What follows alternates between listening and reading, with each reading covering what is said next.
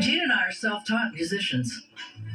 We played ukuleles, and we learned pop songs off the radio.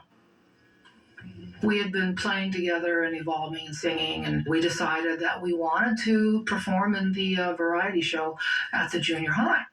You know, and all of a sudden, we were somebody, and people talked to us. It was just amazing. So we thought, aha, that's our doorway. We just loved the Beatles, we loved the Beach Boys, and we started just doing cover tunes. And eventually, we started getting the gigs. The interesting thing about the Sveltes back then is they could play the women's Motown songs that the guys couldn't. And that had a huge effect on, that's one of the things that really, really set them apart. And then, of course, during the summertime, they would play in the backyard. I remember many, many occasions that they would be practicing, and hundreds of people would come gather around and watch them. This was our hangout. The Sveltes, this is where it all started.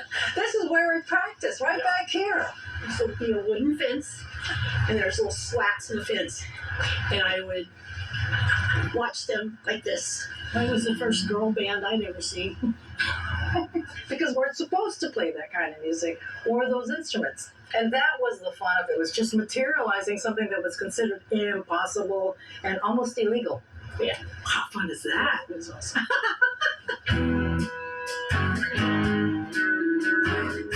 When I joined June and Gene, we were all Filipina.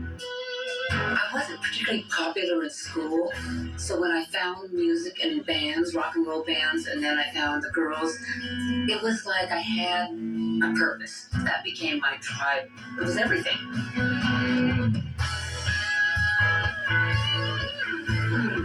Being in a rock band gave us a place to belong. We were all different together, and I think that made a big difference for me. It gave me somebody to be. Sometimes we would have 3 and 4 shows in a weekend. They were ferocious.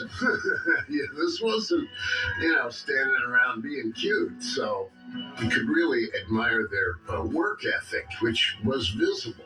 You could see how hard they worked at this. My father had helped us refurbish a school bus. And so we traveled in back with all our equipment in the back, the whole thing, and we were able to somewhat sleep in the bus. But we would just book ourselves all weekend because we were in school. There's a shot of us on the beach in these outfits we used to call the Tahitian in 1968, and I was already pregnant at the time. I played until I was about 5.5 to 6 months pregnant. I was as sick as a dog. In between songs, I'd be throwing up. Of course, I'd hide it from the audience, but I was so sick for the first, few months. Yeah, it was tough. But we kept playing.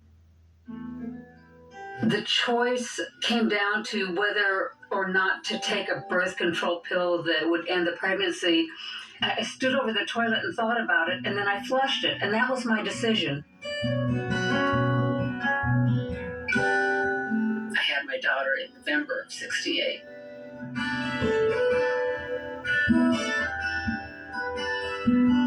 Losing Bree was a real blow because we were all having such a hard time just keeping a band together. And for me and Gene, it was the hardest. Life for her continued in whatever way, and we were completely traumatized on our side, going on the road without a drummer. That's when I joined the band. So I took over for Bree. I was 17. It was hard work, really hard work. But when you're young and you're having fun and you're working hard for a goal, it doesn't seem to be as hard work as you think it's going to be. It's fun.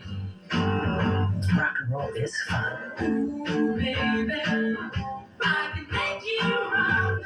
When we went to LA, we had decided we were either going to get a recording contract or we were going to give it up and go back to school.